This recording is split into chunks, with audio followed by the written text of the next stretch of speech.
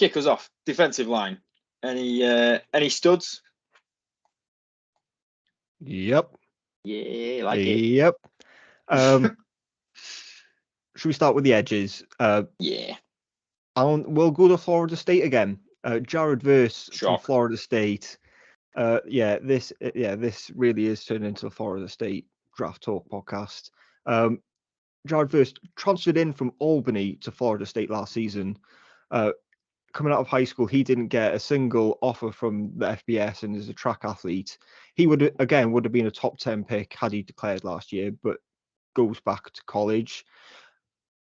He's the top edge in this class. Twitchy athlete, converts speed to power, ferocious explosiveness, plays with violence. He could quite easily get a double-digit sacks in college football this season. He really is that good. Oh, he's a nasty individual when he plays when he wants to be. He can really give offensive tackles a really hard time. I was gutted because I'd done a lot of looking at Jared Verse last year, and I was gutted that he didn't come out because he would have been the one that would have pushed Will Anderson really for me for edge one. I think he is really in that level of prospect. But you can understand hey, we're talking about FSU all the time. He's thinking, can we do something special as FSU this year? I think that's what's maybe swung it for him. And also that, that was his first year. Yeah, money as well. You don't need to rush into the NFL for your money these days as well. That's what a lot of these college guys are finding. But it's his first real year playing at that, higher level college program. Another year in there, he's going to be ready to fly when he gets drafted, and I think he'll be drafted very early, barring any off-field controversies or injuries or anything like that at all. If he has a nice clean year, he's going to be a real handful for teams. Yeah, another one of those blue chip elite prospects. There's a bunch of them in this class. Was there any other edges that you liked, Stu? I'm interested to see, because trenches is your thing. Yeah, I liked. I hate picking all these people who I can't pronounce their names properly. Oh, right. Laiatu Latu. Right. That's what I was hoping you were going to say. From UCLA. He's a awesome guy that, he is really fun to watch. He got, I think it was 11 sacks last year. He's listed on some things you see him as playing as a linebacker, but I think he's an outside linebacker and he's going to play on that edge. Really fun prospect. He's causes havoc wherever he goes. He just has a defensive lineman in a bit of a spin, really, if I'm honest. But he was a really fun guy. I think that if you just kind of watch him as the year goes on, I think he's going to get better and better. He's a good size. He's 265, but he's pretty quick at that size as well. Mm-hmm. He gets into the backfield. He keeps his feet moving. He plays all through contact. He's got really good handwork.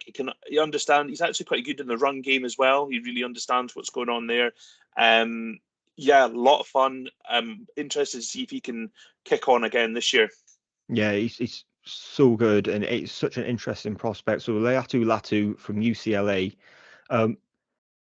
he played last year after missing 2 years of football. He suffered a neck spinal cord injury while he played for the Washington Huskies.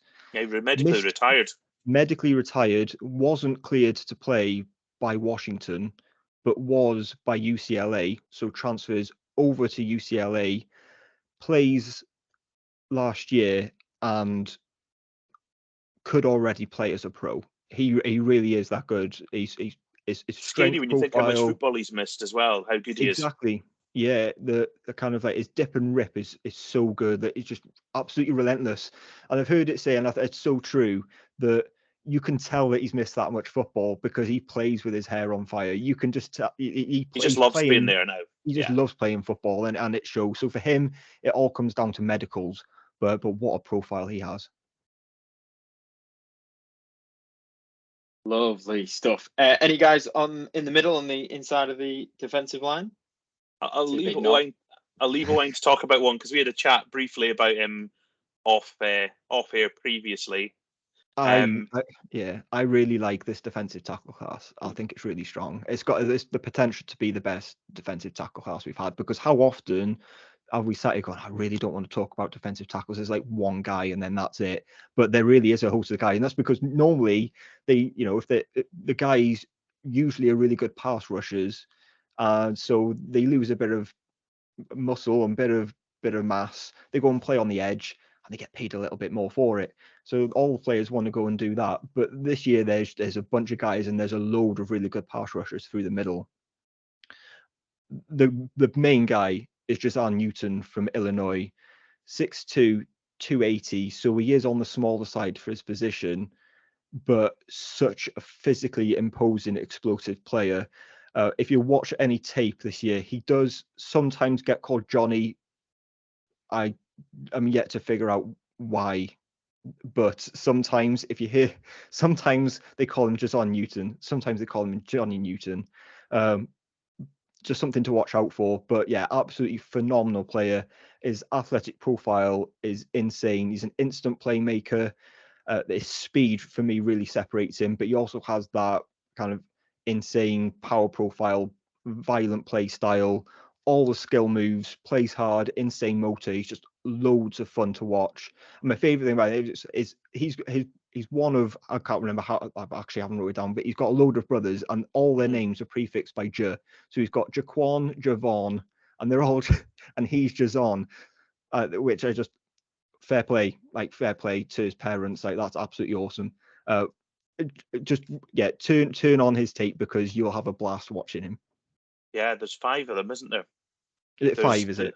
There's Jervon, Jervon, Jerquan, Jerjon, and I don't know, Dave or something. Don't know what the other one's called. I wonder if that's why they call him Johnny, just so that they can. Maybe it's easier to keep track of who the other one is. But anyway, another guy that I really like on the defensive interior is someone who's not overly experienced, but Leonard Taylor from Miami. Oh yeah. He's not the biggest guy again. He's a bit bigger than our friend Jerzon, but not massive for an interior guy. But he is someone who is lightning off the snap. He's got really good burst for the size. He is a pass rusher, more so in the interior. He's got loads of power in the lower body. He's quick to react. A really strong tackler. He can shed. He can chase teams down. He's a little bit raw, and he still lacks a little bit of kind of refinement in his hand placement. But he's an absolute demolition derby in the middle of that defensive line. And again, with a little bit more experience, another year under his belt, teams will really like him. We look at the guy. We obviously had some smaller guys last year, like the likes of Kalijah Kancey in the center, but this guy would outstrip him any day, and he went in the first round. So, there is some really good defensive tackles in this group.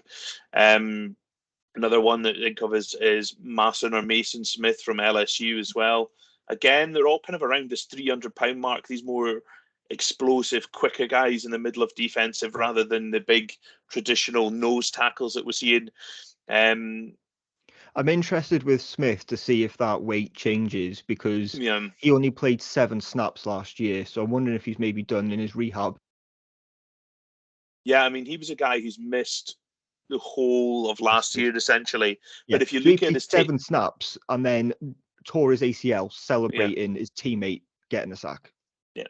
If you look at his tape from 2021 as a freshman, for a freshman, he was outstanding, really, playing in the middle of that Tigers defense. Just for someone coming straight out of high school into playing in the college level, his tape is really, really good. He's missed all of last year, so it's really he's got a big year to make up. If he can show any of the potential that he showed as a freshman, he's someone who's really fun to watch. He's again someone who's only 20, turns 21 as the season continues, so he'll be 21 come draft night. It depends on what a season he has. He might even stay another year in college, who knows. But if he has a really good season and shows what he can do, why not chance his hand at the pros?